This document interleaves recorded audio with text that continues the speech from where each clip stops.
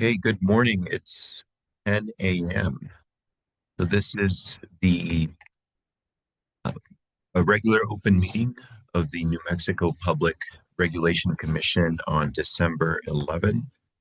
It's 10 a.m. So we'll go ahead and get started with a roll call. Commissioner Nyberg? Present. Commissioner Aguilar? Present. Commissioner O'Connell? Present. All commissioners are here and you have a quorum, Mr. Chair. Thank you.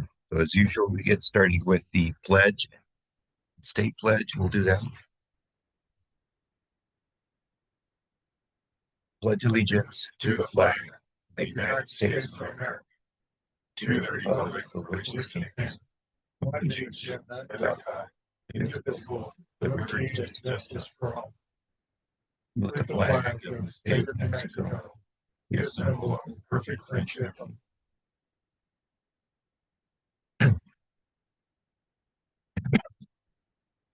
Okay, so commissioners, we have an agenda before us. Are there any suggested changes to the agenda? Okay. So then we'll move on to, excuse me, to the announcements. First, want to recognize all the work that went into the seminar that we had last week, and really want to thank everybody who was a part of that. Putting something like that together, I think of it like putting a wedding together. It's just a lot of logistics and having to make sure that a lot of things go right. And so really want to acknowledge the work that went into that, and also want to thank the panelists that participated, and a lot of those panelists were PRC staff, and that was really nice to see as well. Our next open meeting is going to be next week. So we changed the cadence a little bit given the holidays. So our next meeting will be in this room at 10 a.m. next Thursday, December 18th. And the first meeting of the next year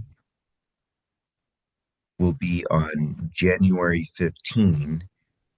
Of course, if we need to schedule a special open meeting for any reason, if we have statutory filings, we can go ahead and do that. So that's all I have by way of announcements. Commissioners, do you have any announcements?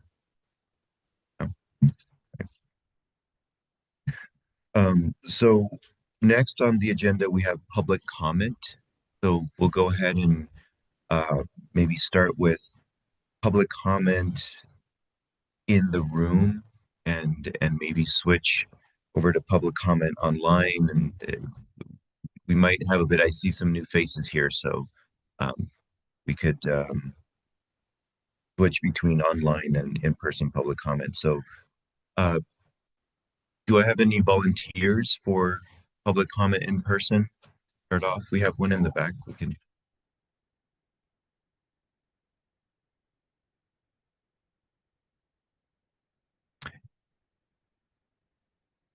And in order to proceed orderly with the public comments, please try to limit your comments to 3 minutes each. That way we all have an opportunity to provide comment and listen to it. Thank you. Please go ahead.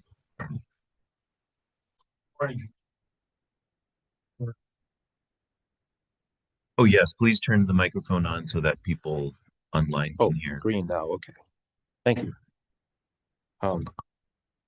Thanks for the opportunity to speak, commissioners. My name is Tim Buxton, and I'm a retired high school teacher living in Albuquerque.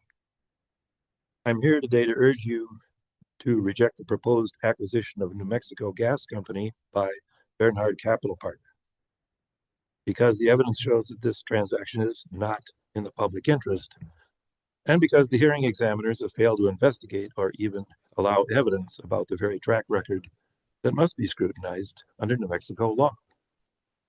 First, Bernhard Capital Partners has little to no operational experience running a gas utility of NMGC's size or complexity. BCP has been operating a regulated gas utility for about 4 months. New Mexicans can't be guinea pigs.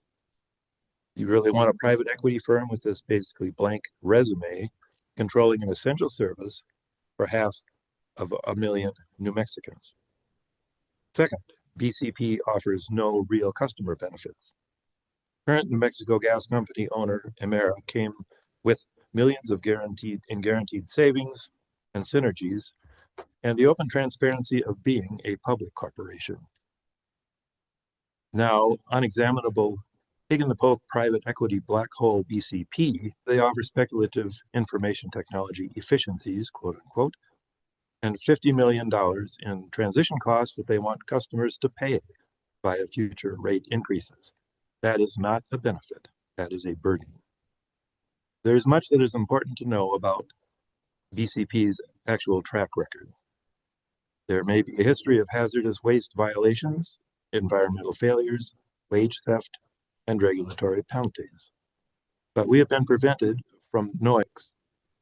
What we do know for certain about BCP is ethically damning. If BCP were really the best candidate for the Louisiana utility they purchased based on their track record, they would have kept their money in there rather than lavishing at least $200,000 on commissioners' campaigns in Louisiana. This is according to the Energy and Policy Institute. PRC cannot fulfill its duty to protect the public interest if the record is limited and relevant evidence about the proposed owner is excluded. Commissioners, you are the only body with constitutional authority to protect New Mexico ratepayers. The evidence that is in the record already shows this acquisition fails the public interest test. The evidence that was kept out makes the danger even clearer. For the sake of reliability, affordability, safety, and public trust, I urge you to require Bernhard Capital Partners to produce the track record before you even consider allowing them to acquire New Mexico Gas Company.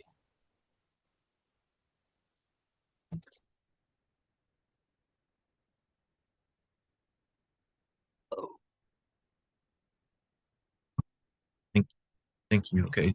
Next in-person public comment, please. Guess I'll go next. Oh boy. My name's Martin Rowell. I'm a New Mexico Gas customer. And the Public Relations Commission cannot fulfill its duty to protect the public if it's denied access to the truth about the company that wants to buy our utility.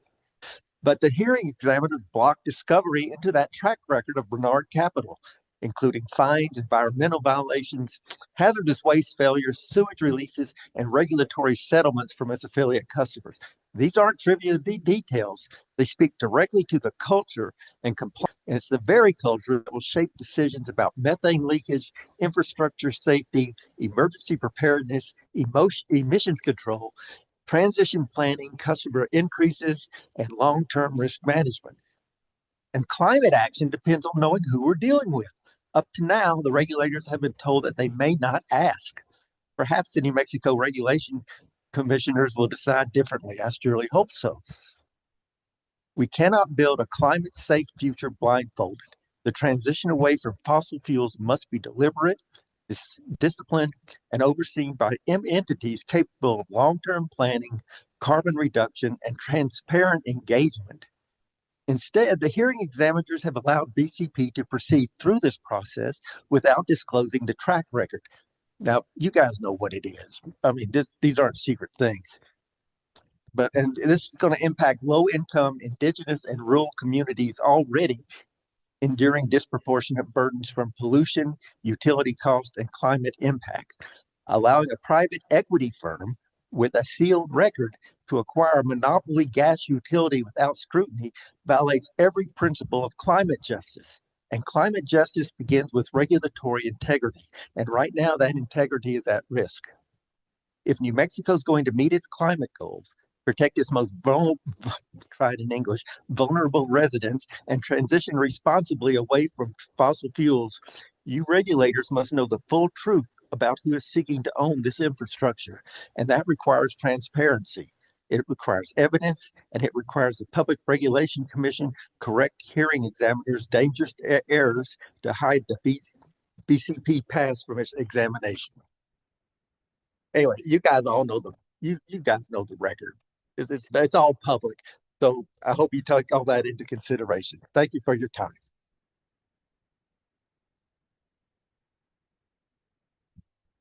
Good morning.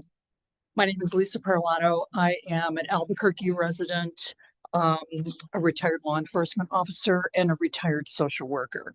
And to continue along with those same lines and sentiments, I wish to state that the commission should take very serious notice of the fact that Jeff Baudier, the chief witness and public face of BCP's, plan to buy NMPRC, was the financial architect behind one of the most spectacularly failed energy projects in recent U.S. history, and that's the Petronova carbon capture scheme, which is well known and well documented. Petronova was not just a technological disappointment, it was a financial disaster and a cautionary tale about overpromising, under-delivering, and walking away after millions in public dollars were wasted.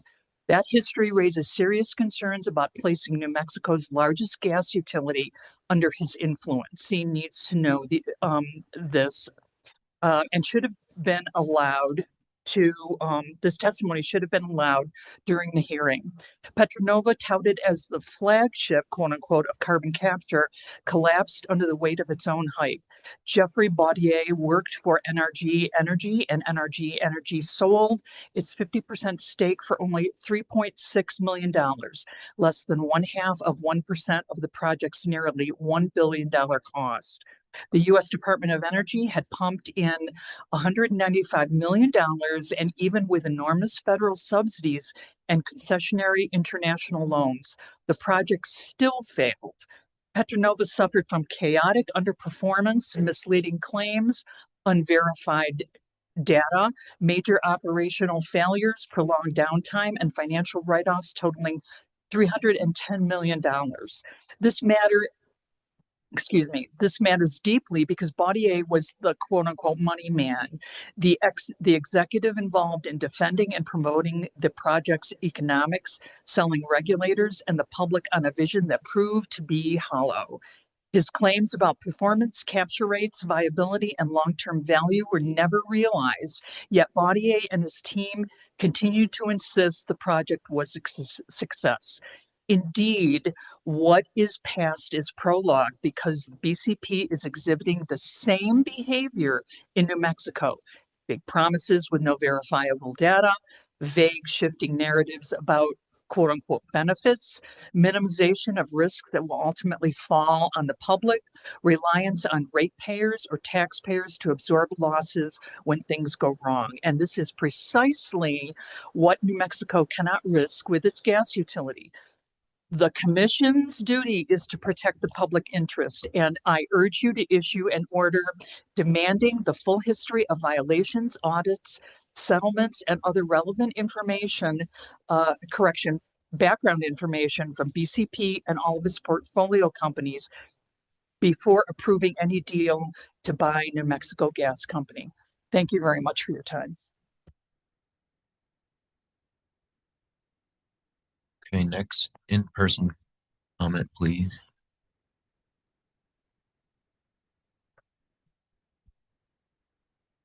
Hello there. I've come out a few times. I am a mother and I will be a ratepayer for New Mexico Gas Company.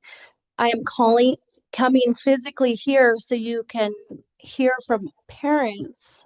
We want our future to be here in New Mexico, and we're hoping that you will protect that future. Private equity has proven again and again that it's only out to make money for the people who invest in it. It is proven that we cannot trust it. And I hope that you will keep our future safe. We are dependent on your decisions. Many of the people my age cannot come out here because they're working or is at home with family. I'm making babysitting and driving out here 3 times already because it's so important. Please think of our future. Thank you.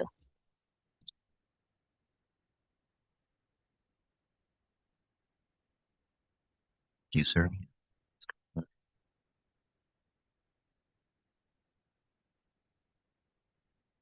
Good morning. Thank you for opening this hearing. My name is Ted Allen. I'm a retired public school music teacher and I live in El Dorado. I would like to briefly address 3 problems with the acquisition of the New Mexico Gas Company by Bernard Capital Partners. My first concern is the hearing examiner's disallowance of evidence of BCP's previous operational failures. That evidence is crucial for the commission to determine whether BCP can safely and reliably operate a monopoly utility. And I emphasize that word safely. Let's not forget that a PG&E pipeline catastrophically ruptured in California in 2010. We cannot entrust gas distribution to amateurs. My second concern is the lack of transparency into the operations of BCP. Rather than building or producing anything, private equity corporations make money through complicated and opaque financial transactions. BCP Senior Managing Director Jeffrey Baudier mentions one such transaction in his resume. Baudier describes a previous project in which he, quote, successfully positioned company for premium-based equity sell-down and non-recourse project-level debt funding. I hope this commission knows what that means because I sure the heck don't. The evidentiary ruling by the hearing examiners worsens this lack of transparency and sets a terrible precedent. My third concern is the potential environmental downside of this deal. BCP CEO Jeff Jenkins said in an interview that BCP sees a generational investment opportunity in providing power to the nation's while a growing number of Americans are calling for increased regulation of those data centers. The hearing examiners limited the PRC's ability to evaluate this deal. The hearing examiners clearly failed to meet the moment. Thank you.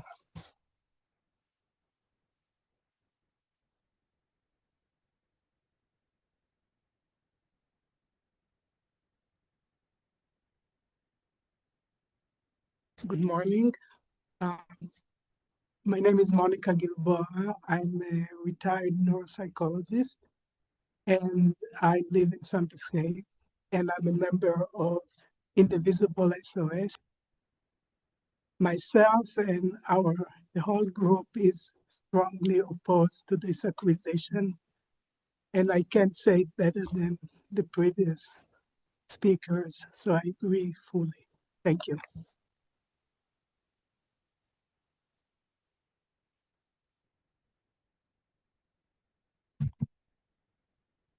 Do we have any other in-person public comment? Someone coming up.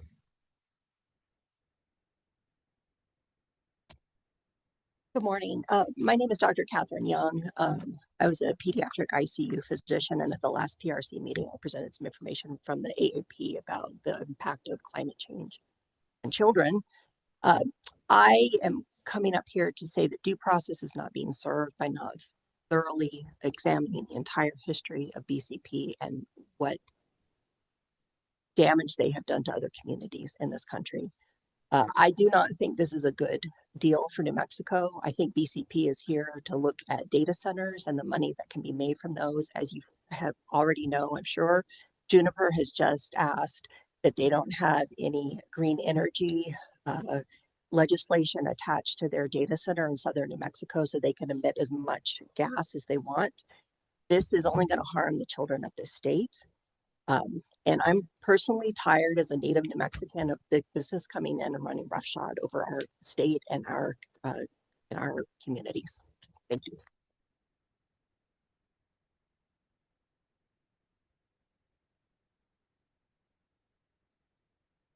Do we have any other in-person public comment? Patrick, can you please look at the virtual public commenters and manage those, please? Yes, Mr. Chair. We do have a few online. I'll call them out one at a time. Pam Rogers, go ahead with your comment. Oops. Okay, hi, I'm Pam Rogers. I'm a therapist in Santa Fe, New Mexico. Most of my I specialize in complex trauma, so most of my clients are on Medicaid or they're disabled. And I'm really concerned about them with the current affordability crisis. And I would just like to say that a private equity firm just shouldn't be considered to run a public utility. I think if it goes anywhere else, it should go to the public. The public should run it if we want to do something different. The stakes are too high right now for the New Mexico public to risk. Their track record is not great, and it doesn't. I mean, I just think it's the wrong solution altogether. It should not be a private equity firm. Their interests are directly in opposition to the interests of the New Mexico public. So let's not do this. Let's really rethink this. I don't even care about their track record, which is bad, but that it just is the wrong type of company for this type of a change. So please reconsider this. This would not be good for New Mexicans at all, for all the reasons stated. But why public equity? Or private equity. That doesn't make sense. Thank you. Okay, next online, Barbara Grothus. Go ahead with your comment.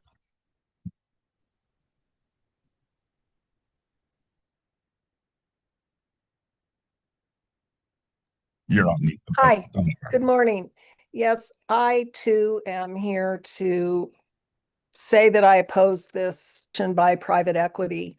You know, it is well established at this point in time that private equity basically just strips every opportunity for parts, leaving the public or any other interest aside in favor of their shareholders and their personal profits.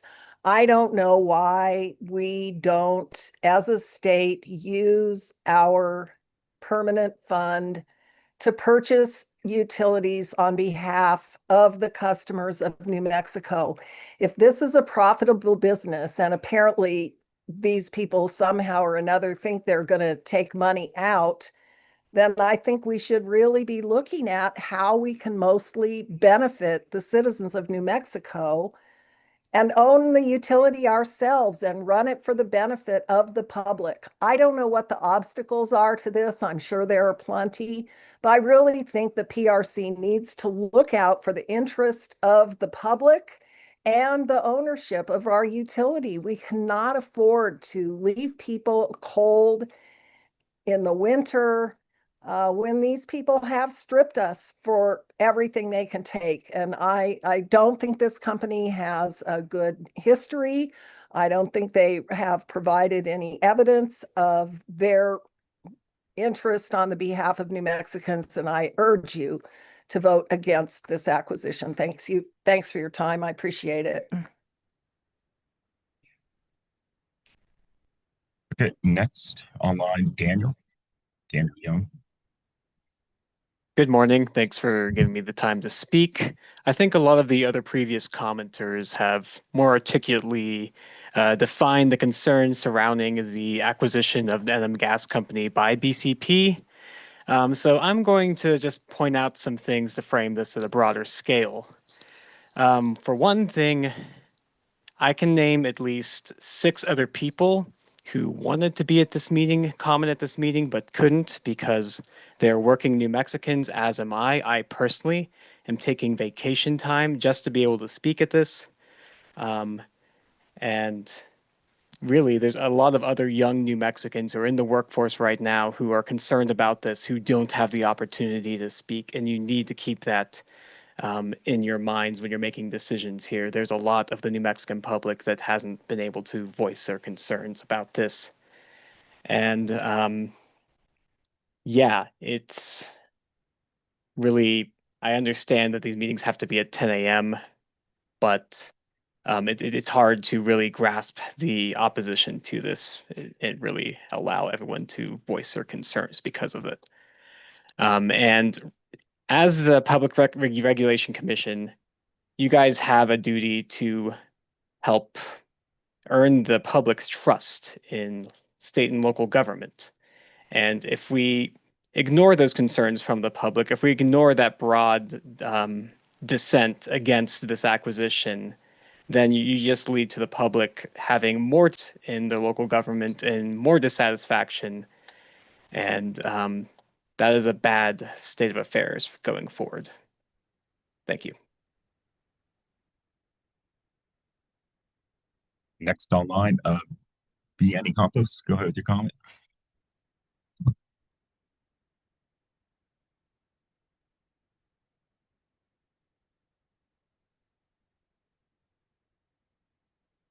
B. Annie, are you there online?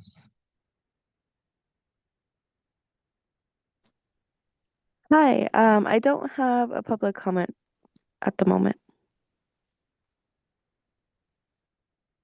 Okay, next, Esperanza.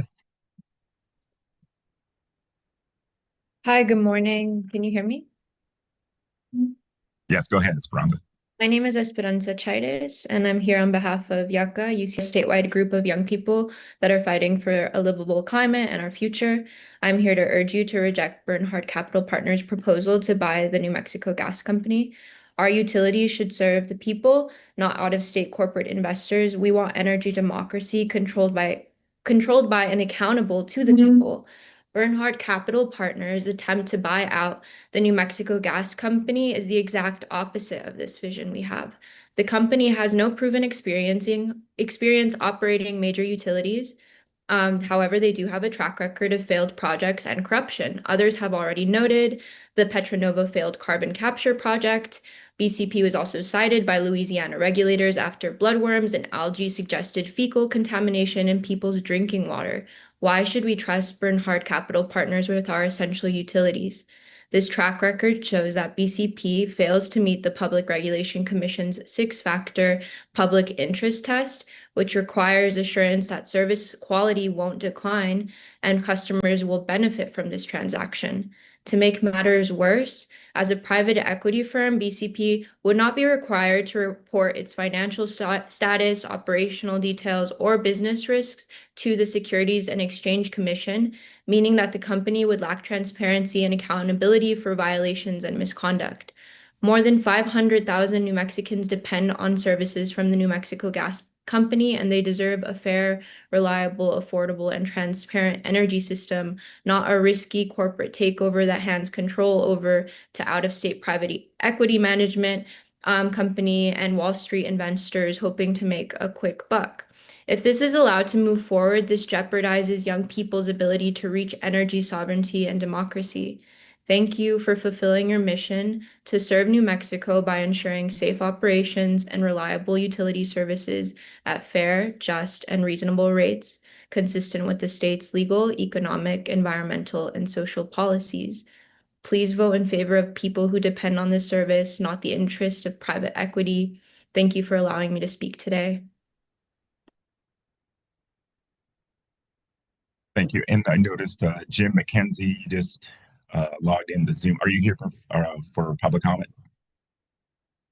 Yes, sir, I am. Go ahead.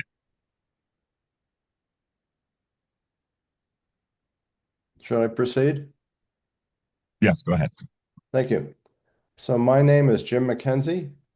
I'm a 50-plus year resident of New Mexico, and I urge you to reject the proposed Bernhard Capital Partners acquisition of the New Mexico Gas Company.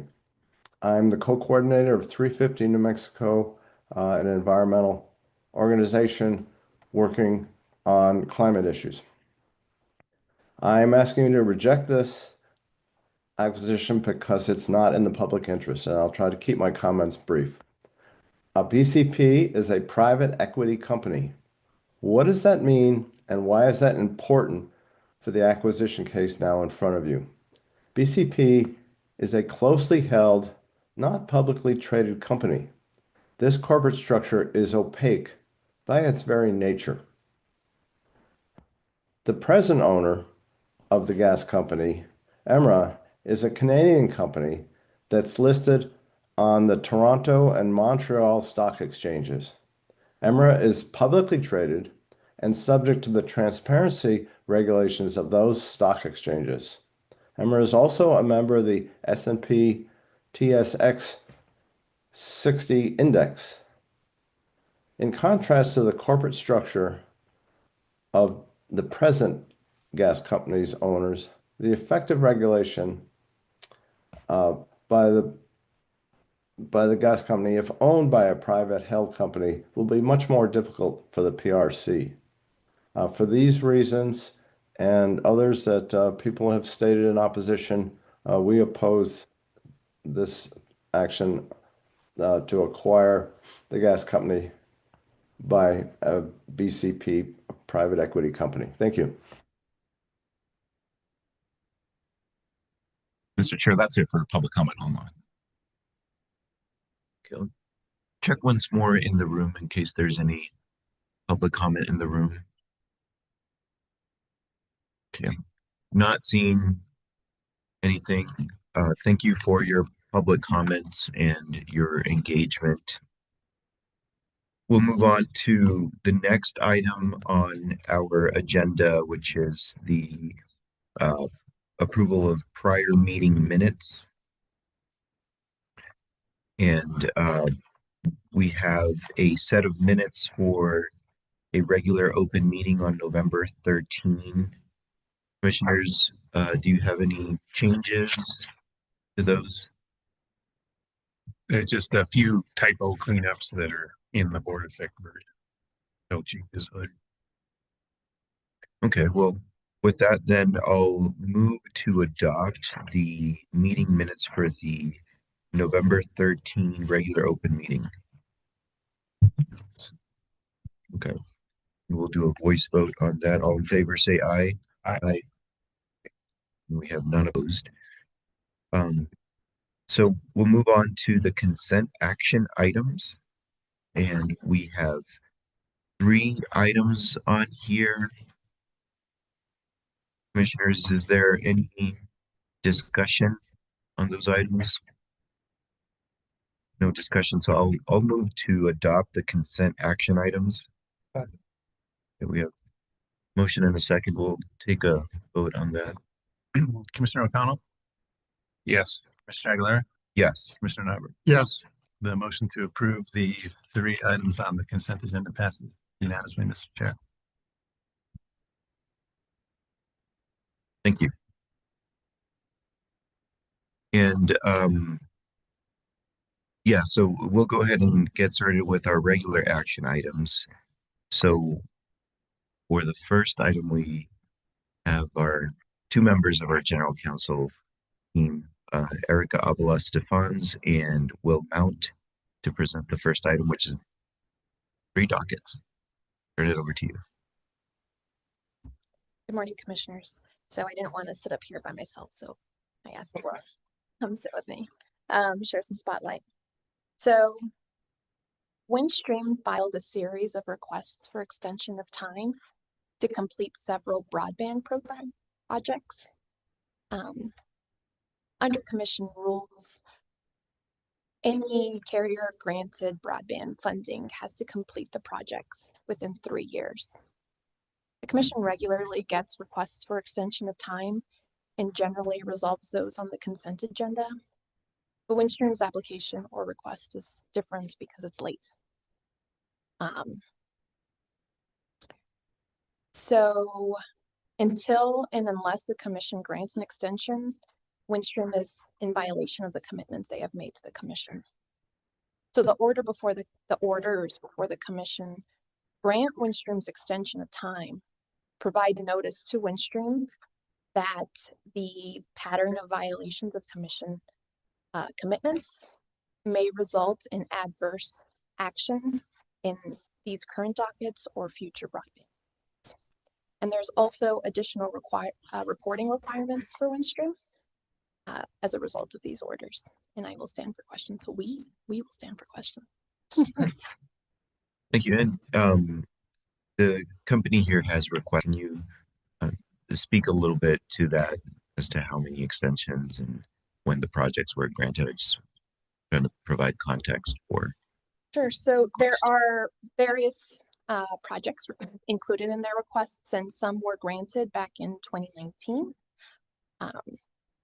And some were granted in 2020 and some were granted in 2021. And According to Windstream, they've had some delays resulting from permitting requests that have not been processed, some delays with contractors and receiving permits. Thank you. Commissioners, do you have any comments or questions? Mr. Chair, I do have some comments. We had some meetings yesterday with, a competitor, and I learned that maybe some of the delays that have been experienced, at least by the competitor, and I don't know whether it would be similar here, but were due to permitting issues and the inability to secure state permits, federal permits, and tribal permits. And so I offered to the other company, if there's anything that we can put in our orders that would help move those processes along, that I'd be happy to encourage this commission to put such language in our orders. And I'm not suggesting we do anything with these orders because we don't know the facts, and they haven't gotten back to me with the appropriate language. But I would make the same offer to Windstream that if in the future they are finding themselves faced with permitting issues and the lack of effort by entities, governmental entities, to advance those right-of-way permits, there may be something that we can do to encourage those governmental entities to move up those reviews and maybe more timely issue those permits so that we don't have these continued delays. So I'm just basically making the statement to Windstream that I made to a competitor yesterday, and that is, there's some things we can do to help that process along. Please get us that information and I'd be willing to advance language in future orders that may help them in advancing their right-of-way and easement permits. Because this is not the only company experiencing extensions of time or requesting extensions of time. We did one a couple weeks ago. We now have these three, and I suspect we'll probably have some more. Yeah, and then I'll just repeat, I think, what I said last time. We had a similar batch of requests for variances to have more time to build these projects from other companies. The only thing, as Stefan's pointed out, these are different from those just because they're late, right? So, but the big question I've got is, we have this fund, and what's our duty to actively manage the fund? I mean, clearly the history of this has been, after a project's been awarded, you'll get some grace to get them built. And then, all these projects were born in a time when it was tough to build things, right? It was pandemic and other things going on there. So to Commissioner Nybert's point, the fact that they're having a hard time getting permits also makes me wonder, does that mean the community they're intending to serve isn't so interested in these projects? The other is, if we're supposed to be actively managing this fund, is it clearly not 3 strikes you're out, because these guys are on strike 4. So is it 5 strikes and you're out? I mean, at what point do we just say, hey, your proposal just isn't valid anymore because you haven't shown you can build the project, and just make the fund available to other projects that can get built? And then we've also got demands on the fund that are coming, not just for construction now, but also for maintenance.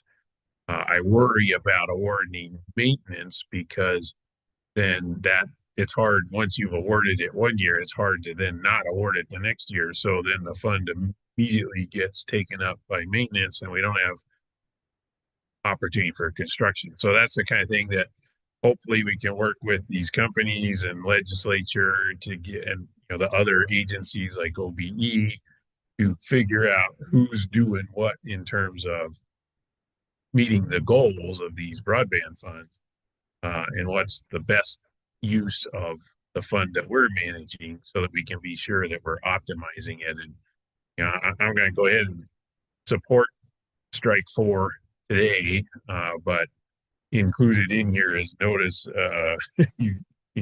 continued delays might mean that you're going to have to refund awarded support, or the commission will take other appropriate action as authorized by law. So anyway, apparently you get 4 strikes. We'll see.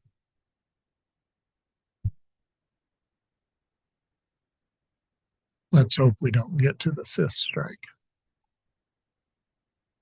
Yeah, I thank you for those comments. I agree with them, and it's a balance. The commission has been flexible and understanding in the past because things have come up, COVID, in this case also wildfires, and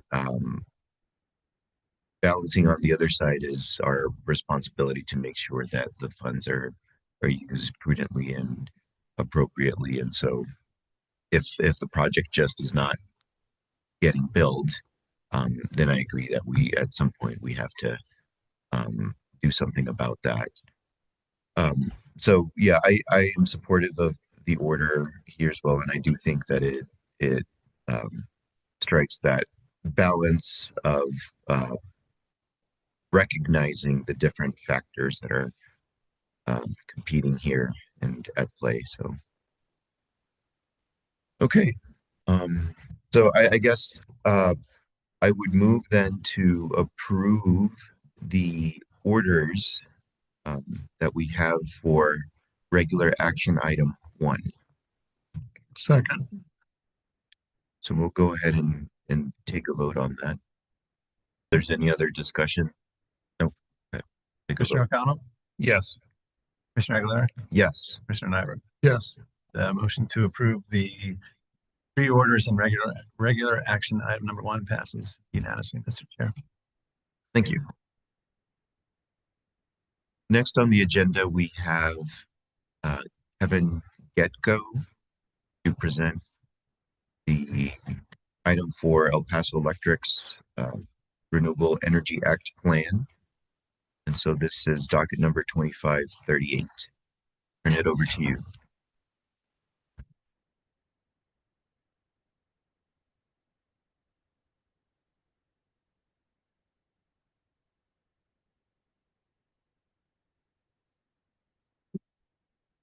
Good morning, Commissioners.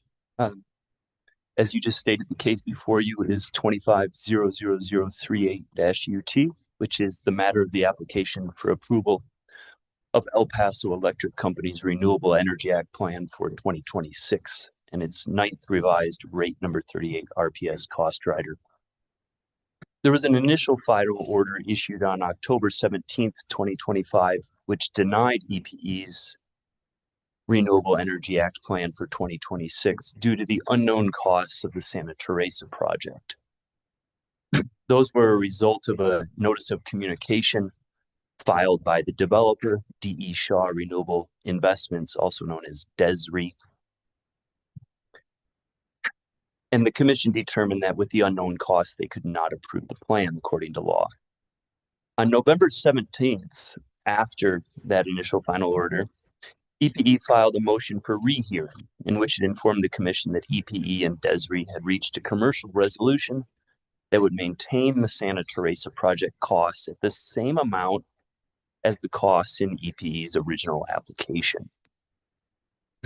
EPE asked that the commission approve the plan at that time, but parties filed responses regarding the need to enter new evidence into the record, and therefore the commission partially granted the motion for a rehearing to allow for the entry of that new evidence into the record. The entry of that evidence was accomplished by the filing of the uncontested stipulation by EPE staff, CCAE, and Doña Ana County on December 5th. The evidence establishes that EPE and DESRE have reached an agreement to maintain the cost of the Santa Teresa project as initially filed in EPE's uncontested application. The agreement does extend the agreement to 25 years between EPE and DESRE, But EPE has been clear, and the record establishes that the commission would only be approving the first 20 years of that agreement if it approves the Santa Teresa project procurement. That was followed by the filing of the agreement into the docket yesterday. And I believe you all have been made aware and reviewed that. Therefore, before you is a final order upon the filing of the uncontested stipulation, which approves the uncontested stipulations agreements regarding admission of new evidence and the waiver of cross-examination with respect to that evidence, approves the procurement of the Santa Teresa project for 20 years, approves EPE's 2026 Renewable Energy Act plan, and the 9th revised rate number 38 RPS cost rider. It also approves EPE's requested variance from the data filing requirements of Rule 17.9.530. Only a couple more items. It acknowledges EPE's proper filing of its 2024 Annual Renewable Energy Portfolio Report. It denies EPE's request for flexibility to modify allocation of energy from the Santa Teresa project. That can be accomplished in other dockets is the determination in the order. And it orders EPE to address the rate-making treatment of the Santa Teresa project in its next rate case filing. With that summary of the order that's before you, I stand for questions. Mr. Gitko, on that final point, clarify, because there was also an exception to the RD about approving only until the next rate case, and so just clarifying what the order does here before us. Yeah, the recommended decision spoke to the need to address the entirety of the RPS cost rider in another form and propose the termination that it be approved only until the termination of EPE's next rate case. What this order does is it speaks only to the Santa Teresa project, and that the Santa Teresa project with this order would be approved and would go into the RPS rider as of January 1st, 2026. But it makes it clear that EPE shall address the rate-making treatment of the Santa Teresa project in its forthcoming rate case. And so therefore the differentiation is, it is not an order that says the commission will look at the entirety of the RPS cost rider and whether that would go away or how that would function. Instead, it says that EPE shall address the rate-making treatment of the Santa Teresa project in the rate case. Thank you for that clarification. Any discussion on this item? Yeah, no, I'm glad we got to hear. I was having a hard time with the letter saying, hey, we're going to renegotiate the contract just before we approved it. So we've fixed that issue, I think, and quickly. The other thing that's just, I think is worth mentioning is the hard and fast number of how many RECs will get allocated to New Mexico Service as part of RPS compliance. To me, that was a lot of false precision, right? You don't really know what your load forecast is going to be, and you don't. So anyway, also EPE is going to file a renewable energy plan every year, right? So why get hung up on that number? Anyway, I think this appropriately acknowledges that, hey, this is a dynamic thing that's depends not just on production from the fleet of renewable energy, but also how much energy actually gets sold. So I just wanted to say that's probably worth mentioning that to me, that was an issue that wasn't, I was just kind of scratching my head to why it was even. Anyway, glad we're here and looking forward to it. Mr. Chair, my one comment would be I'm glad to see the fact that the rider will be reviewed in the rate case. And, I think there are riders that make sense and don't need to be reviewed, but a lot of riders, I think, ought to be swept into a rate case and ultimately really reviewed through that process. And certainly I like the direction that we took in this matter. So thank you. Okay, it sounds like we're ready for a motion. So I would move to adopt the draft order before, well, the order before us in docket number 2538 UT. Motion and a second. We'll take a vote. Commissioner O'Connell? Yes, and again, thank you to all the parties for resolving this the way they did and as quickly. Commissioner Aguilera? Yes. Commissioner Nyberg? Yes. The motion to approve the order in 2538 UT passes unanimously, Mr. Chair. Thank you.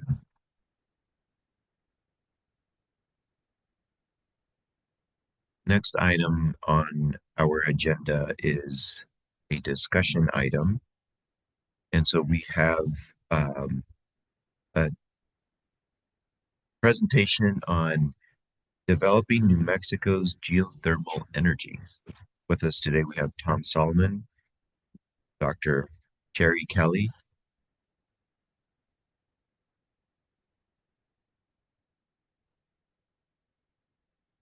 okay, and Director Rebecca Puckstare. Thank you for being here. I will turn the floor over to you. Well, let's get my presentation set up here. Bear with me.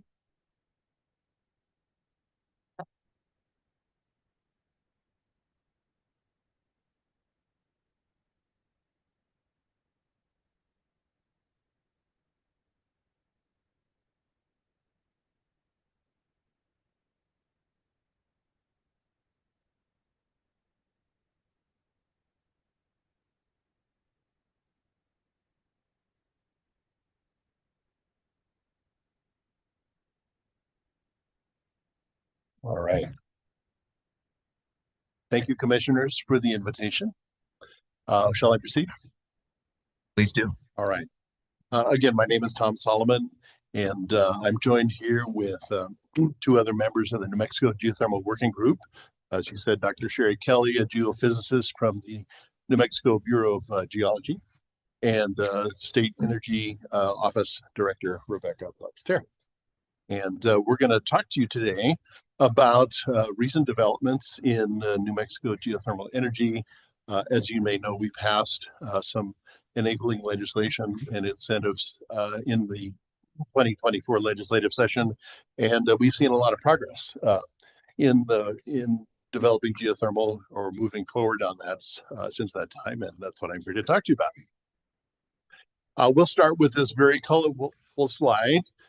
Nice cross-section of planet Earth showing that the Earth's core is about as hot as the surface of the sun. And 5 miles underground, it can be still quite hot, 400 degrees Fahrenheit. And in places in New Mexico, it can reach that temperature even closer to the surface because of some unique geology that we have in the state, notably the Rio Grande Rift, where the Earth's crust is thinner. And that gives us some real unique advantages in developing geothermal energy in our state. I'll be very upfront about the message that I have for you today for geothermal energy, which is that I believe it is now ready. Advanced geothermal electricity production is ready to be considered in the utilities integrated resource plans. It has reached that stage. Geothermal energy operates in the United States, and it is a world-class power source. It is, it is always on. Its capacity factors exceed 90%. It's as reliable as nuclear power or a coal generation plant, more so in some cases. It is zero emissions, provides both heat and electricity, and it has that unique feature of being both clean and firm and available in New Mexico and uniquely suited in some cases to provide, that last piece of the puzzle for the last phase of the energy transition that I think the utilities are now starting to wrestle with.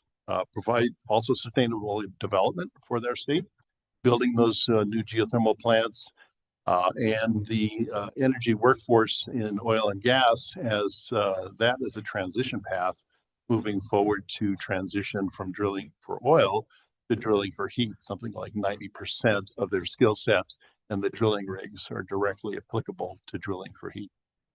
And some of those next generation geothermal plants are being built right now, and I'm going to talk to you about what those are. But first, let's talk about some definitions, because the word geothermal means different things to different people, and it really varies by depth. Ground source heat pumps operate very close to the surface and are uniquely suited to providing heating and cooling and air conditioning for large buildings, particularly. We're talking depths like 10 to 300 feet, think deep basements. Then you get to hot springs and the direct use of that heat for some applications. There's a greenhouse complex in Radium Springs in New Mexico that uses geothermal heat to heat that large set of greenhouses. And we have something like 29 hot springs in New Mexico. All are geothermal energy. And those applications are depths like about 1,000 feet. Moving even deeper to geothermal electricity production from hot water aquifers, that's what's called hydrothermal or traditional geothermal electricity production. And that's like depths of about 6,000 feet or so. And there are a number of those geothermal electricity plants operating in the world today. And I'll show you what that breakout looks like. New Mexico has one of those. It's called Lightning Dock. It is located in Hidalgo County, a bit south of Lordsburg. It is part of PNM's grid and has been operating for about a decade or so. But the real exciting opportunity before us for addressing the previous slide is what's next generation geothermal electricity. And that is just drilling for hot, dry rock, where you don't need to find an existing hot water aquifer, because you're going to provide the heat transfer fluid from the surface. You drill a well, production well, or a well down into the hot, dry rock, talking about 15,000 feet or so. You pump a cool fluid, likely water, down in contact with that hot, dry rock. It heats up. You bring it back in a production well, run it through a power plant on the surface, extract the heat, and use it to generate electricity. And that's how geothermal electricity operates today for hydrothermal. But in this case, you're talking about what could be closed loop geothermal systems, where you don't need to have the luck of finding that existing aquifer. You just drill into existing hot rock, which exists closer to the surface in New Mexico. Next slide. The United States is actually #1 in geothermal production in the world. We generate something like 3.9 gigawatts of electricity. 2/3 of that is in California. About another quarter of it is in Nevada. The California complex is concentrated in an area just a bit north of San Francisco called the geysers, and they tend to be units of 100 to 150 megawatts each, and there's a bunch of them, over a dozen. And that is classic hydrothermal. And New Mexico has one of those, as I say. In our state, we are #6 in geothermal potential, according to the Department of Energy. And we have both kinds of geothermal potential available to us today. We believe there are many underground hot water aquifers yet to be discovered in our state that we can tap into, just like Lightning Dock. But we also, because of the Rio Grande Rift and some other geologic features, have lots and lots of hot dry rock close to the surface. And as you can see on that map on the right, that provides us basically the #6 position for potential for generating electricity in the state. And in 2024, a group of legislators led by Senator Jerry Ortiz-Pino helped pass a bunch of geothermal bills. I was part of that effort. He recruited me to assist. And we consulted with a number of geothermal developer companies, asking them what would be helpful in terms of policy elements to promote development of this resource in the state. And we passed 4 different bills, basically putting in place something like 5 different elements of geothermal policy. The first and very important one was some recurring funding for New Mexico Tech, which has been acting as the geothermal center of expertise and research for our state.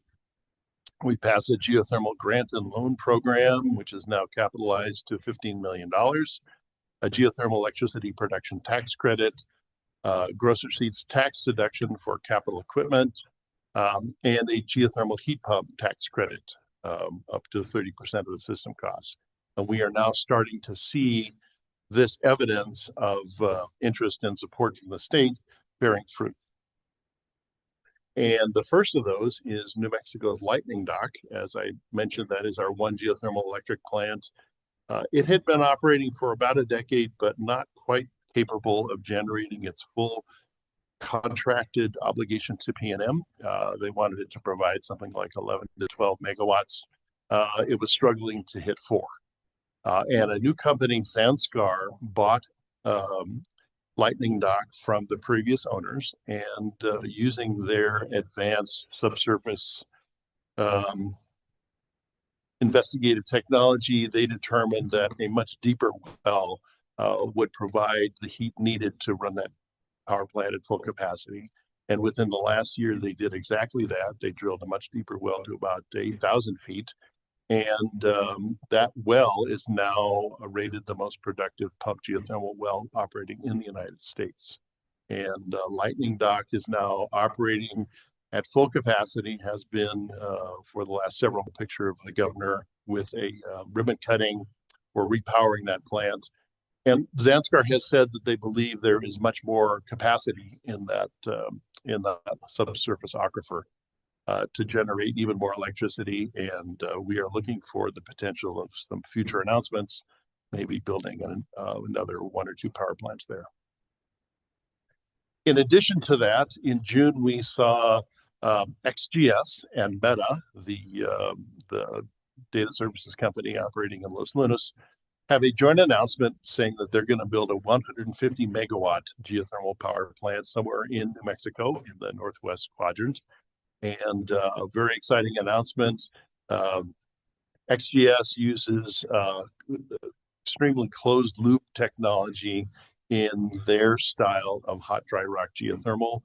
This power plant, when it gets built, is a project rated at potentially $1.2 billion, 3,000 jobs during construction, 100 long-term jobs in operations. And it would be an example of the kind of power plant that we could build many more of in New Mexico to take advantage of this resource. One of the most exciting prospects is the Fervo geothermal plant being built right now in Utah. That is a photograph of the phase 1 of their operation in Beaver County in Utah. That first module will be about 100 megawatts. Their plan is to get up to 500 megawatts over the next couple of years. Phase 1 operational in 2026. Phase 2 and beyond fully operational by 2028. So we are now starting to see on the ground in construction the building of these advanced geothermal power plants that could be examples of what we could build in New Mexico. And Fervo published data that says they believe their energy costs would be competitive with natural gas at about $80 per megawatt hour. And on page 12 is a list of the new geothermal plants that are coming online and have been announced. These are utility scale, advanced geothermal power plants of the style that we just talked about. We already mentioned Fervo's Cape Station and XGS Meta coming online in New Mexico. In addition to that, there's Sage Energy with a 150 megawatt power plant announced for 2029. Quaise Energy, which is a pretty unique company that uses high energy millimeter wave lasers to pulverize rock with a waveguide in the subsurface, not with a drilling bit, but with masers. And they are planning to build a geothermal power plant adjacent to the Newberry volcano in Oregon. Coming online first phase 2028, 250 megawatts, hopefully by 2030. And then finally, Mazama Energy, also in Newberry, Oregon, with a power plant, first phase 2026, ultimately 200 megawatts. So these are all examples of different kinds of approaches to advanced hot dry rock geothermal energy. And they take, they use different styles of it using their own technology solutions, but it looks like they are being invested in. At least one of them is nearly done with the first phase of construction.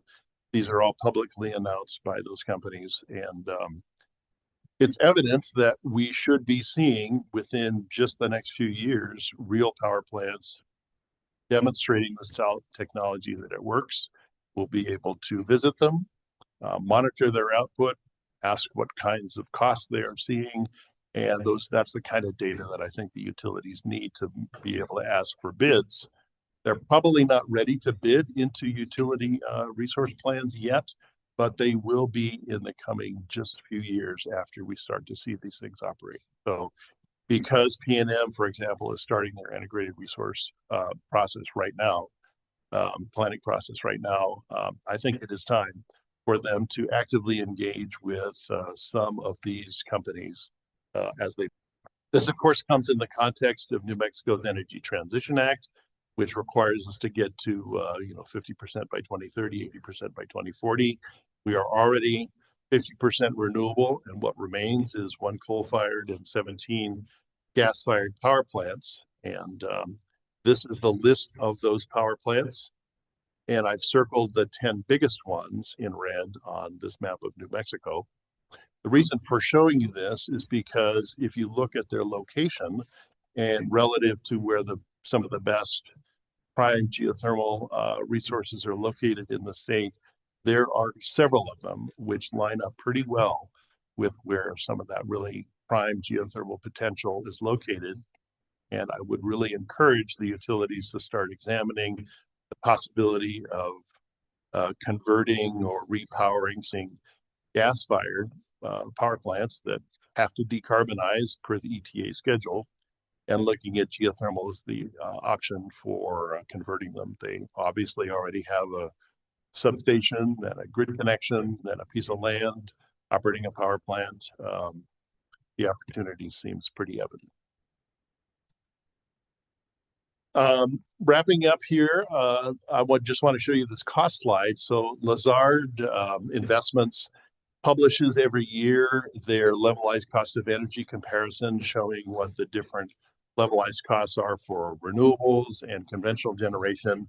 And I've highlighted on this slide the geothermal bar and the gas combined cycle bar, showing that there's a lot of overlap between those two. The central value of each one of those bars is listed in the table on the right. Geothermal is about $88 a megawatt hour, gas combined cycle at 78. And again, these are unsubsidized costs. And of course, this is classic hydrothermal, which is what is operating today. So those are the costs that we're seeing for geothermal energy today. I don't expect those very first of a kind new technology plants to achieve this right off the bat, but I think they can get there. So the geothermal working group has been operating since we launched this effort by Senator Ortiz-Pino. It's grown pretty substantially as new companies, new entities are seeing the enthusiasm in New Mexico, as evidenced by the policy platforms that we put together. We are now, we have participation from all the universities, both national labs, a number of elements of state government, Senator Heinrich's office, the geothermal developer community, and a growing number of geothermal companies and some venture capital funders. So a lot of people are coming together wanting to help develop this resource in New Mexico. And of course, the next step is to be able to train a workforce to build and operate these geothermal power plants, and New Mexico Tech has gotten out ahead of that. I'm going to turn over to Dr. Kelly to say a few words. I can do this here.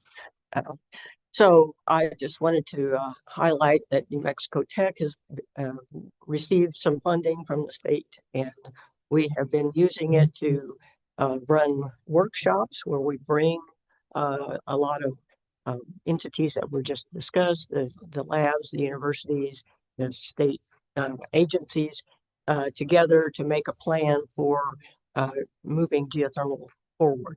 One of the ideas that came out of one of the workshops was developing a workforce training program at New Mexico Tech, where we a lot of the skills that oil and gas folks have translate directly into being able to drill geothermal wells, as Tom mentioned earlier. And so we started last spring, got the coursework approved, and we are just finishing our first semester of running this certificate program. We have 15 students in it. They're taking their finals right now, and we've got some classes lined up for the spring, and this is a way to start transitioning students in the state of New Mexico from oil and gas towards geothermal. And then the next slide. Before we go on, I'd like to note that I think the pretty rare dedicated program for training geothermal. There are a few others around. There's one at University of Oklahoma, and of course Stanford has been doing this for quite a long time. Right. And that yeah, it's new to New Mexico, that's for sure. And then the next thing I wanted to mention, in conjunction with an international outfit called Project Interspace, we at New Mexico Tech and the Bureau of Geology worked together to create a report that describes our state of knowledge about geothermal right now and where we would like to go. And it's a very comprehensive document. It includes things that are near and dear to my heart, finding geothermal resources, but it also has a lot of information about policy and some of the things that Puck is going to talk about now. Thank you, Terry. All right, and so let's turn to the last slide. I'm going to turn the mic over to Director Puck Stair. Thank you, Puck. Thanks, commissioners, and thanks for the invitation and your time. If the PRC was so inclined to jump on the bandwagon and support geothermal, there's two actions you could consider. One would be requiring, as Tom mentioned, requiring the IOUs to issue a clean, firm RFP. California did this, and it was just mostly interesting to see what the market returned with. I know it was valuable there. And then also clarifying the pathway for green tariffs. Google and Nevada have gotten a lot of press for their green tariff. We have some of that in our Renewable Energy Act, but it may need some clarifications of whether it extends outside PNM territory into SPS and EP as well. So those are the two actions the PRC could consider.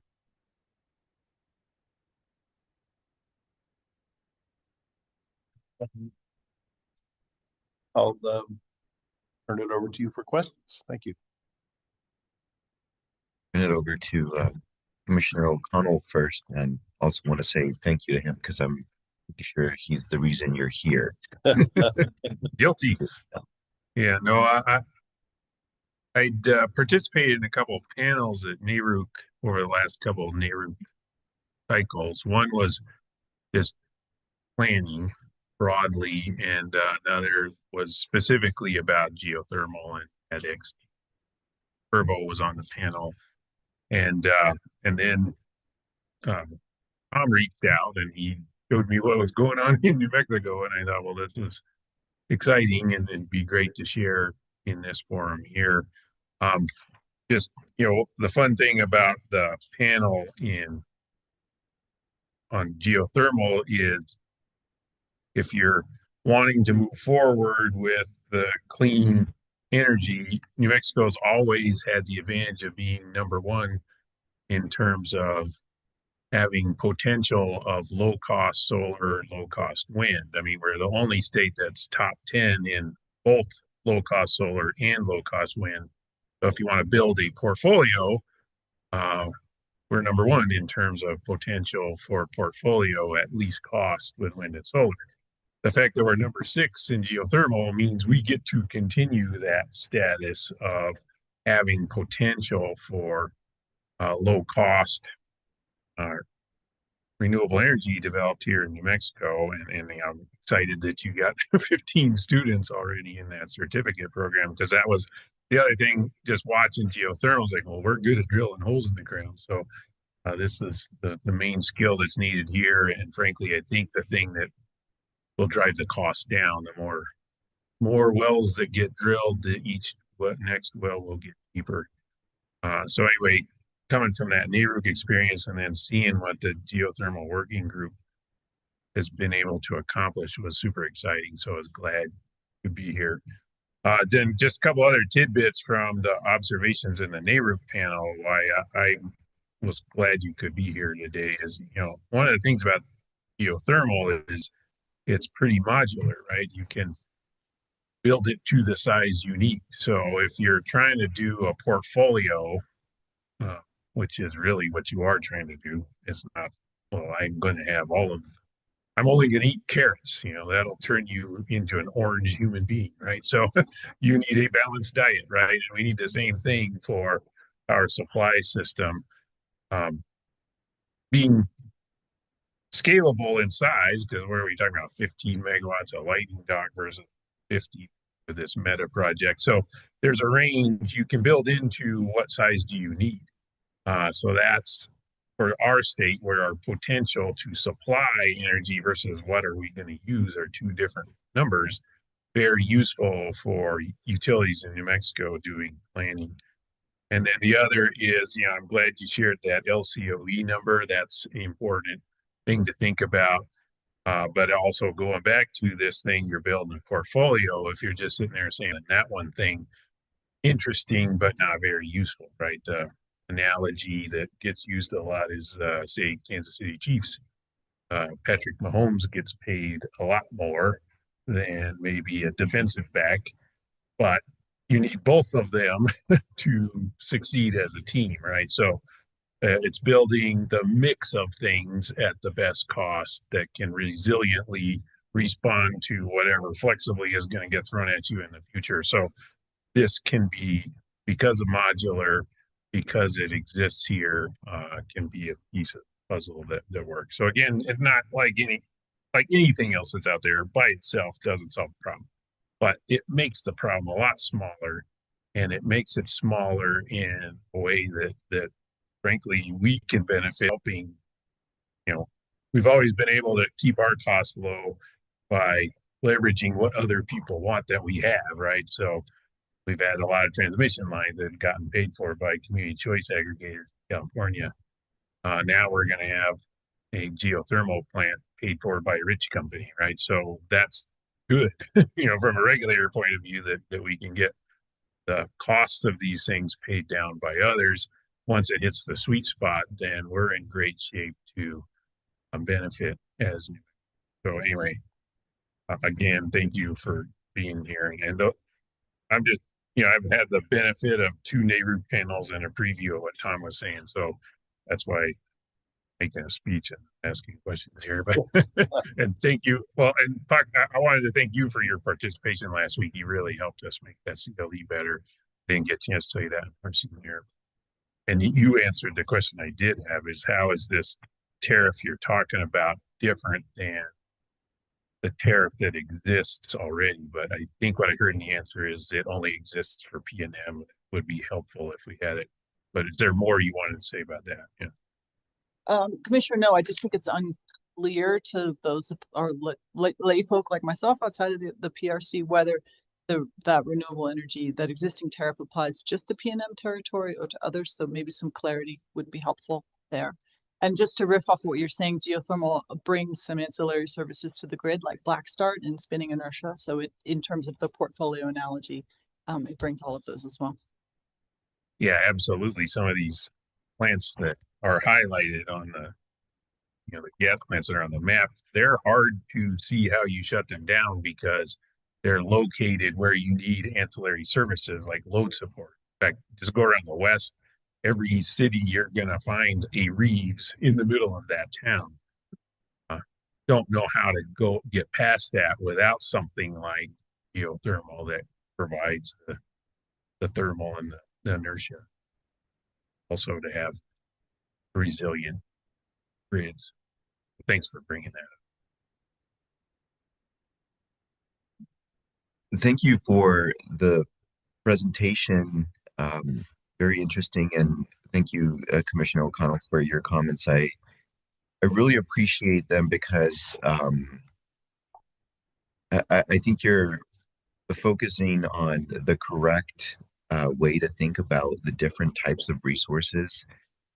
We try to compare them, but they're not necessarily apples to apples. And I think the narrative of like comparing resources has been getting a little bit out of hand lately. And so I appreciate hearing your comments because they're reasonable and they make sense. But yeah, this is very exciting.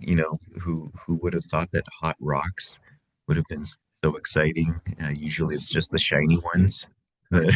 Yeah, I mean, it's some people did, but but yeah, this is very exciting. And I agree that the utilities should be looking into this. I mean, obviously, their lightning dock is one of the resources the utilities contracts with.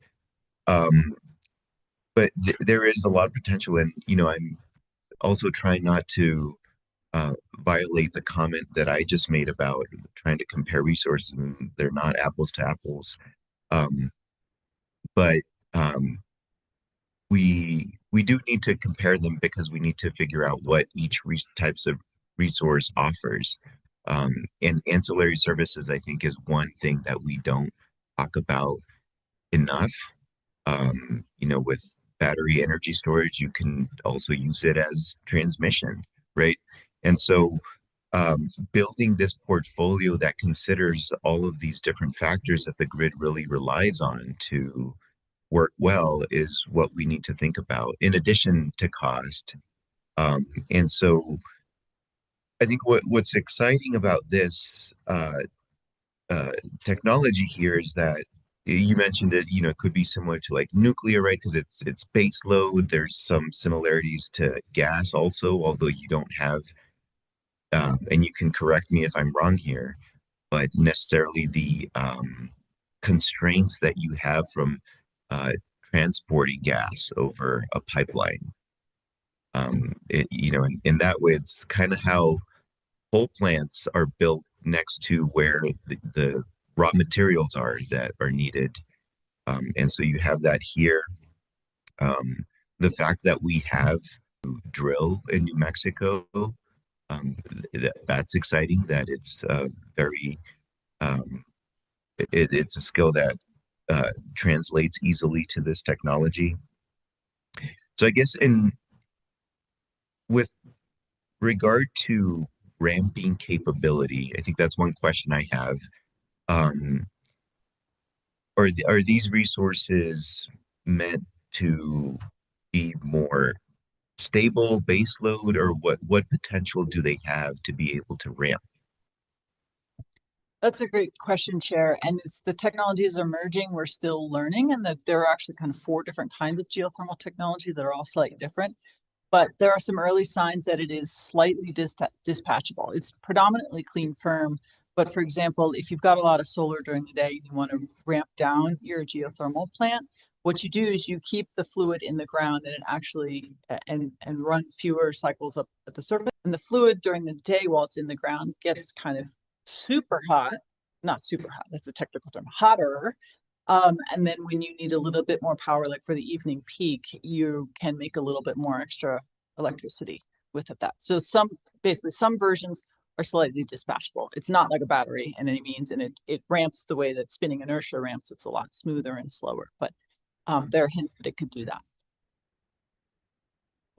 Thank you. And with regard to the drilling depth, how does that, we're talking about like almost 3 miles, 15,000 feet. How does that compare to oil and gas? They're very comparable. I mean, a lot of the, for example, there was in addition to Zamscar, there was another company out of Canada called Ever who did an experiment down in the Lordsburg area, and they drilled to 18,000 feet, and they used a rig that came out of the Permian Basin. So it's very it translates quite directly. And the other question I have is about the time that it takes to build a plant. And I know it'll get better over time, but it's also concerned with supply chain delays and so how long does it take to build? Yes, thank you, Chair. I could point to the example of Fervo building their Cape Station plant in Utah. I believe they announced it in about 2023, and they are wrapping up the first phase right now, operational by 2026. So, 3 or so years to build the first of a kind, which is always, of course, the hardest. I think theoretically, the surface plant should be no harder to build than a gas-fired power plant, maybe just a little bit, but it's largely similar. You're taking heat and converting it into steam or something to drive the generator. They are often air cooled instead of water cooled, at least the ones currently, which provides some benefits for New Mexico because thermal power plants are a real big user of water, fresh water in the state. Geothermal may have the benefit of being less consumptive of fresh water. But the construction times are pretty comparable. So, 3 years or so, vastly faster than building a nuclear plant. Yeah, go ahead, Doug. Yeah, the drilling does take some time, but we have some expertise in that. So the phase that actually takes the longest is determining where to drill. Our knowledge of the subsurface is uneven at best. And so that's right now where all of us are focusing our efforts is how can the government partner with private entities and with utilities to sort out where we think the rocks are hottest and shallowest. Well, thank you again for the presentation. I'll turn it over to Commissioner Nyberg. Thank you. One question I had, you talked about requiring an RFP. When I look at the map, we're dealing with 2 different grids in New Mexico. We're dealing with 3 different electric utilities, at least investor-owned utilities. Looking at the map, one of the utilities and the eastern grid are not in the area that you show as the prime areas for geothermal production. And so my concern would be if we require something, how do we deal with the equities dealing with a utility that doesn't have the resource in its service area? Yeah, Commissioner, that's a fair question. And again, this map, take it with a grain of salt. As I mentioned, the knowledge of the subsurface is wobbly. We're fairly confident about the red areas here, but the yellow areas may also yield heat too. We're getting some surprising information back from some of the developers who are out there saying they found a hotspot in a green area that we had no idea. And also the technology is improving very quickly. So the fluid that you circulate, the way that you drill, geologists can speak more to this, but we are getting more and more efficient, and the the temperature that's needed to generate electricity keeps dropping a little bit. So it's something to think about for sure in terms of requiring an RFP. But there are some moving parts that might make it possible for the folks on the eastern edge as well. And I will also say, even though the eastern edge here looks not great, when you compare it actually to the rest of the country, it's more favorable than what's in the rest of the country. It's just what we have in our central mountain spine is world class. The volcanoes. you know, my other question would be that in southeast New Mexico, and maybe the doctor will correct me, but we probably know more about the subsurface in southeast New Mexico than anywhere else in the state, because there's literally tens of thousands of points that one can examine at a variety of depths from the surface, probably down to 20-some thousand feet. So, you know, we do have a lot of information on particularly Lee and Eddy County subsurface, and Chavis and Roosevelt as well, which is, you know, they would know the temperatures, and I know that there are instances where temperatures create problems for the oil and gas industry, but you're also not talking about the temperatures that are reflected on some of your charts. Yeah. The other difference, and Doctor, you may want to talk about this, but you know, you said the drilling's the same, and it's really not. Drilling through sedimentary rocks a little different than probably the type of rock that you're encountering with the best geothermal, which is probably granite and due to the temperatures, maybe some other granite type rocks.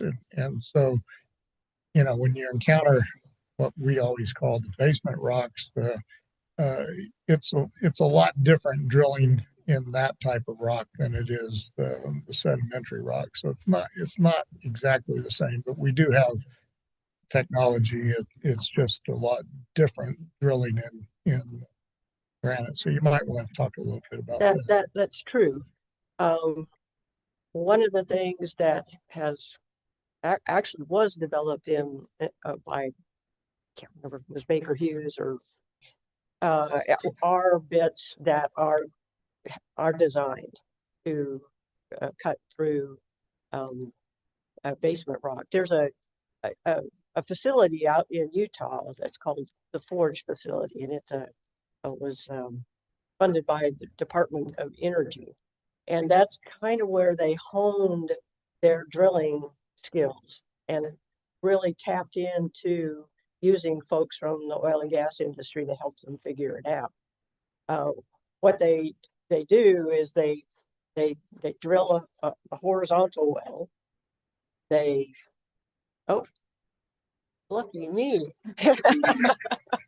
They drill a horizontal well and they run a camera down and they find out where the natural fractures are. The fractures may not be open, but they're visible. And so then they put a liner in the well to keep it open, and then they perk or punch holes in the liner at the places where the fractures are. Then they do hydrofracturing and open up those fractures and map them out using little micro earthquakes. And so they know where they are. Then they drill the second well to intersect those fractures, do the same thing to the second well. So you've got a really good fracture network going. And they were able to produce power, a small amount of power. And the more exciting thing that came out of all this experimentation is that they have these new bits, and it used to take 40 days to drill one of those wells, and now they're going 1,600 feet, 16 days. So they're really there's people in the oil industry seeing this as a good market, and they're redesigning the bits. That's interesting, and for people, if they're interested and they want to see some fractures, you can go just east of town on I-25 and look at the road cuts, and you can see what she's talking about right there on I-25, just within 2 miles of the Pecos, old Pecos Trail exit. So anyway, it's an exciting time. Geothermal is certainly something the state has been involved in for a long time. There were efforts to produce theme up on the Valles Caldera. And I had the good fortune of representing Mr. Boren and some of the people that did that work in the 80s with the Department of Energy, and didn't pan out. I don't know quite why. They found a lot of steam, but is that they drilled both wells at basically the same time, and this idea of drilling wells, mapping out the fracture, then drilling the second well has really changed. It's been a game changer. Yeah, and I've seen the pictures, and when they hit that steam, it oh yeah, it probably killed a lot of trees because it was shooting hundreds of feet, if not hundreds of yards, into the forest. Quite amazing. But it's just across the river up on the hill. So we do have those resources, and I hope we get to the point where we can actually make some significant inroads in this, because it's something that doesn't have the other issues that are associated with other renewables, such as the sun going down in the evening, maybe the wind not blowing throughout the day or throughout the month. So this is an exciting opportunity for New Mexico, and I appreciate your work on it. I want to check real quick. Do staff members have any questions?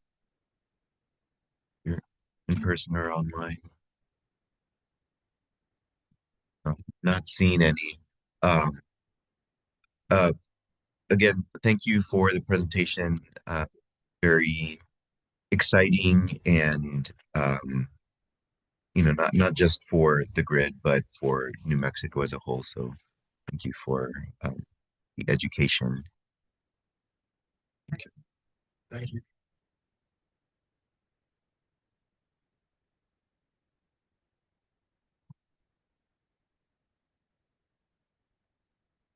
All right.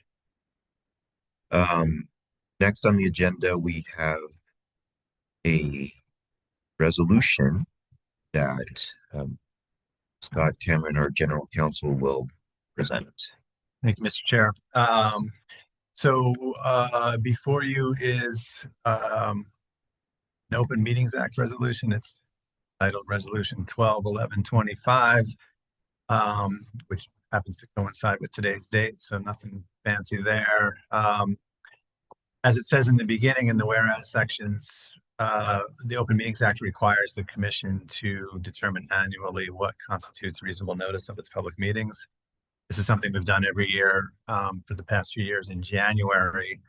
And I didn't want to wait until January this year, because one of the big changes that's in here is that the notice that we've been relying upon for the past year says that we're going to be holding our meetings in the second floor hearing room of the Boken building. That has not happened for quite some time. So I thought we should go ahead and update this and not wait another 6 weeks or so to do that. So what you have in front of you is the proposed Open Meetings Act policy for 2026. There's a red line version and a clean version. I do realize that in the clean version, there's one spot that needs to be taken out that is redlined in section 3. And it's mostly changes to the location of where the meeting is going to be, and also the meeting cadence, where, as has been mentioned a couple of times, our regular schedule now, as we go through the holidays, would have us starting again in 2026 on January 8th. We're actually going to wait until January 15th, maybe. And we're definitely going to start our regular open meetings on January 15th. May need to have a special open meeting. And then there's some other cleanup language that I'd be happy to answer any questions about or discuss.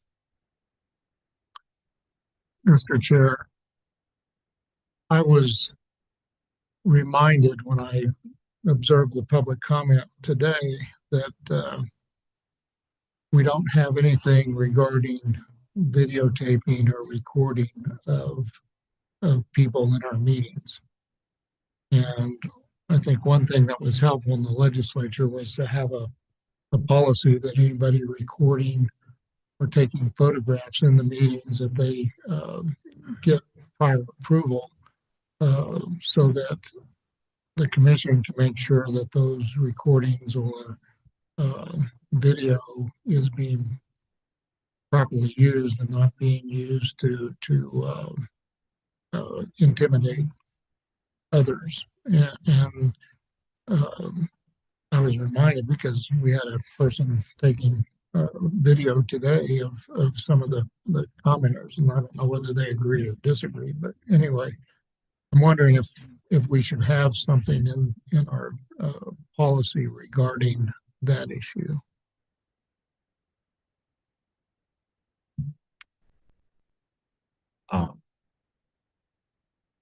Kind of wondering what that would say. I mean, I noticed the same thing. I don't think it was disruptive, and we had that same thing also a couple of weeks ago when we were at Echoes.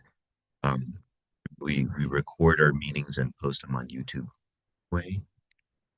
Yeah, we do, but others could use it to intimidate, and basically the legislature just says you have to have prior approval, I think, from the chair of the committee to photograph or to record or to videotape committee meetings or events in the committee meeting. And if they perceive that they get assurance that they're not photographing or videotaping people who don't want to be photographed or videotaped, because that would maybe intimidate or quash what that person may say in a public meeting. So we want open forum, open debate, but we don't want people to use that as an intimidation device. I suspect that the people here today were fine with it. They didn't seem to mind, but there are instances where it has been used by some to intimidate, keep quiet some voices, and they have that policy there for that very reason. I was just reminded of it today, sitting here, but just something for throwing out whether we should address it, because we, like you said, we have seen it at least 2 or 3 times the last few months.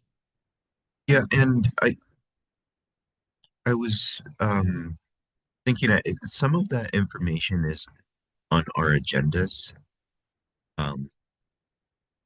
We have at the very end some boilerplate language having to do with public comment, and so I see what you're saying. You know, I don't think what has been going on has been disruptive at all, but it could be potentially. I definitely see that, and I would be fine with some standard language that addresses that in the event that we want to that it is disruptive, and we would need to avoid that.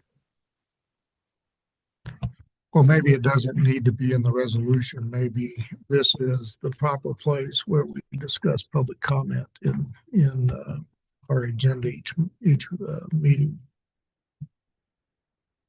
Yeah, that's what I'm seeing is we've got instructions for public commenters, but what you're talking about is people who are interacting with public comment. Yeah, I'd at least want to empower the chair to deal with it if it is disruptive or preventing folks from telling us what they think. Well, oftentimes you won't know if the presence of that camera is going to cause someone not to come forward and make comment. So anyway, it's something to think about. And since we do have this, maybe it's something we don't have to decide today, but could maybe beef up the public comment section of our agenda to address that, and just tell people if they intend to videotape, photograph, or audio tape portions of the meeting, that they get prior approval. That way somebody can be assured that the people that they're recording, the people that they're videotaping or photographing are okay with that occurring.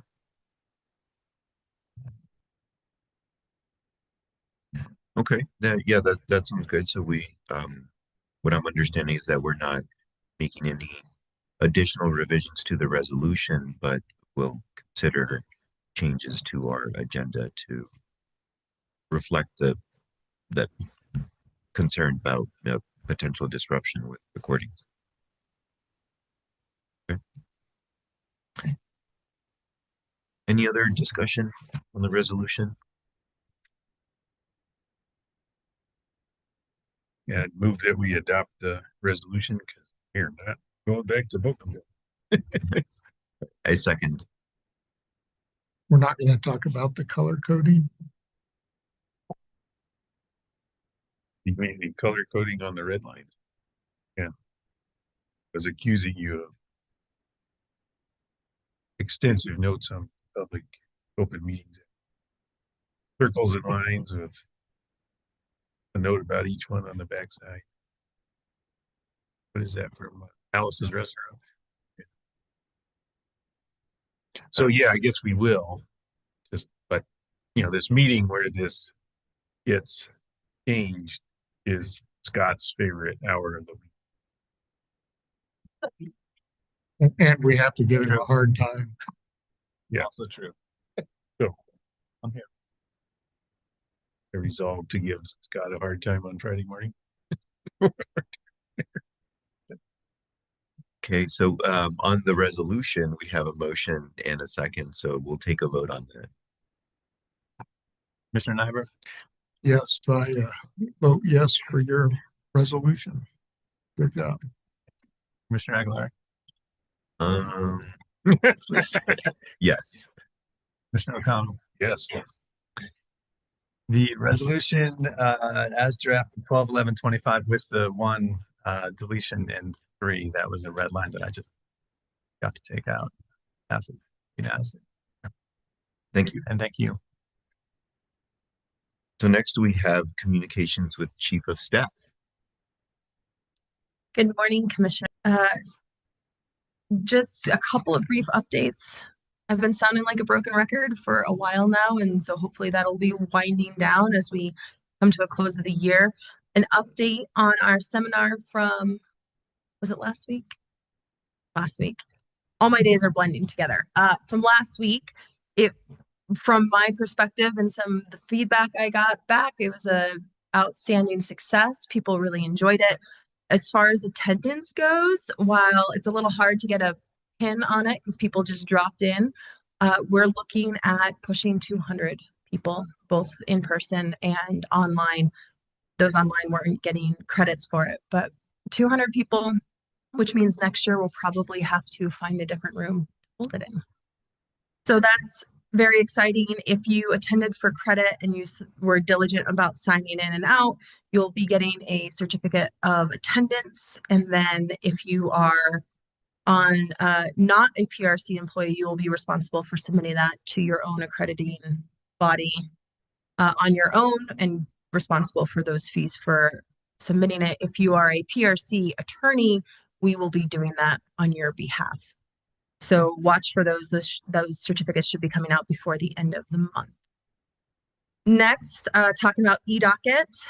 You're maybe tired of hearing about it, but there's lots more coming. We are still on track to go live the same day that the session starts. So accidental, but there we have it. So 19th of January, we're set to cut over. The 16th will be eDocket. The 19th, that's a Friday, the 16th. On Monday, we will be under our new system.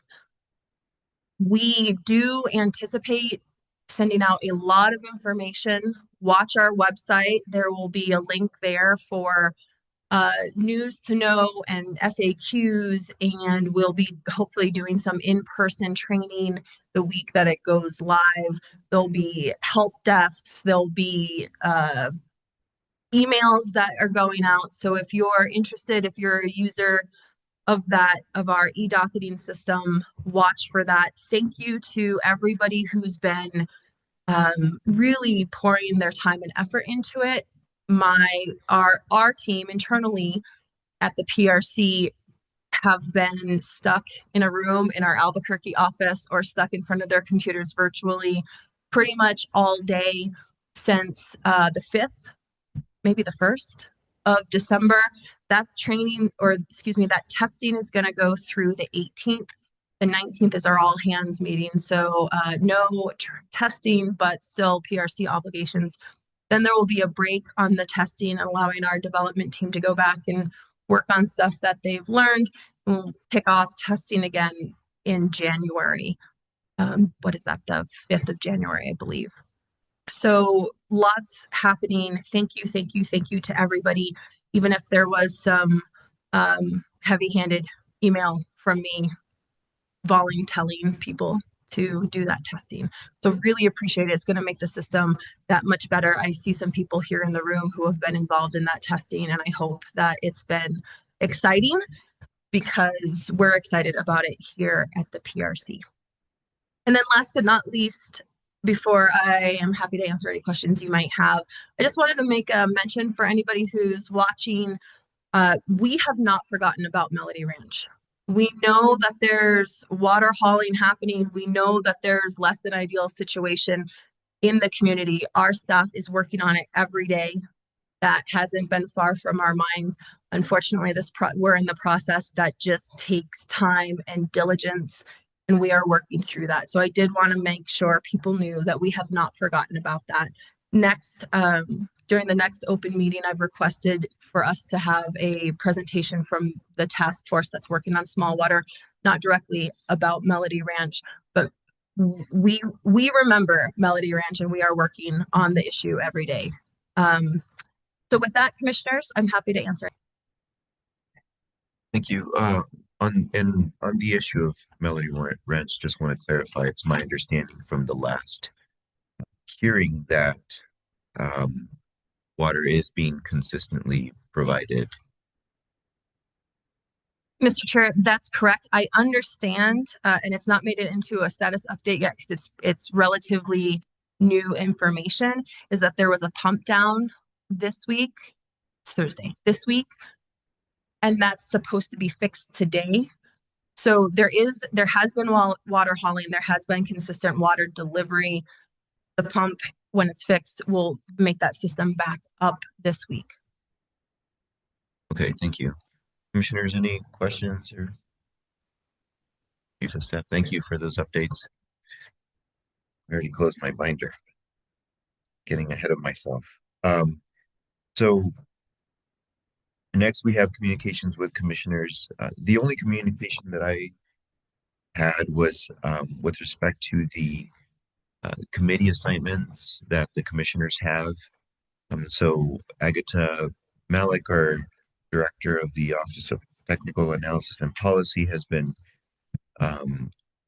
working to make sure that we have all of the committee assignments listed in our Excel sheet. And so my vision for that is, you know, I have different committees that I'm assigned to, and really rely on staff to help with that. And so just want to make sure that we have a clear understanding of responsibilities. You know, I have this committee, and there are this person and this alternate helping me for the times that I will eventually have conflicting meetings and will not be able to attend, and they could attend, and to be able to have coverage as and presence as an agency at these meetings. And so that's really what I'm hoping for there. And so we will have a few committees that between the commissioners we need to decide who's going to be assigned to. So and so I think the blank spaces that I saw there were with respect to the NARUG committee. So if you are interested in joining any of those committees, we can let Agata know. But I was thinking that we can also just finalize that when we talk about it at our meeting next week.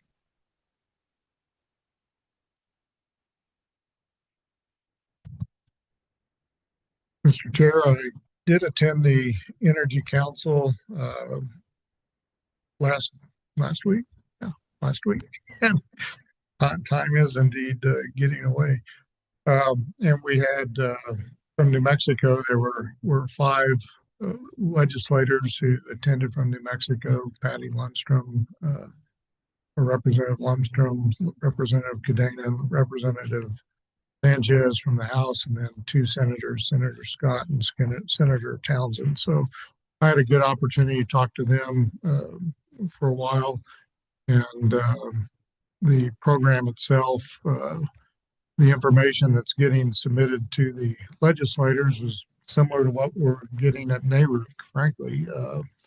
The huge demand being placed upon utilities by these large loads, and how can you possibly meet that tremendous demand?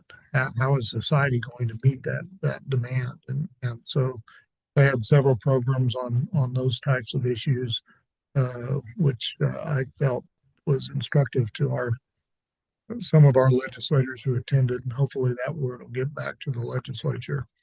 I'm glad that that was the last trip.